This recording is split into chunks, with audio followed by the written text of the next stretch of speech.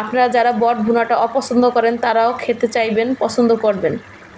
তো দেখুন আমি মশলাটা দিয়ে ভালোভাবে নেড়েচেড়ে দিচ্ছি যাতে মশলাটা ভালোভাবে মিশে যায়। এখন আমি আর 2-3 মিনিট রান্না করে নিব। তো দেখুন আমার বট ভুনাটা হয়ে গেছে, আর এক্সট্রা কোনো তেল চর্বিও নেই, যেহেতু আমি মোটা বটটা নিয়েছি এটার মধ্যে কোনো এক্সট্রা তেল চর্বি ছিল না, তাই আমি তেলের পরিমাণটা বেশি নিয়েছিলাম। এখন আমি একটা বাটিতে পরিবেশন করে নিব। তো দেখুন বটের কালারটা কত সুন্দর এসেছে, খেতেও খুব মজা হয়েছে। আপনারা যারা আলু দিতে চান এই পর্যায়ে কিন্তু আলু দিয়ে নিতে পারেন, আমি যেহেতু বটটা ভুনা করেছি তাই আলু দিয়েই নিই। তো দেখুন বটের কালারটা কত সুন্দর আসছে, দেখতে খুব লোভনীয় লাগছে। আপনারা এভাবেই মজাদার এই বটটা রান্না করে নিতে পারেন।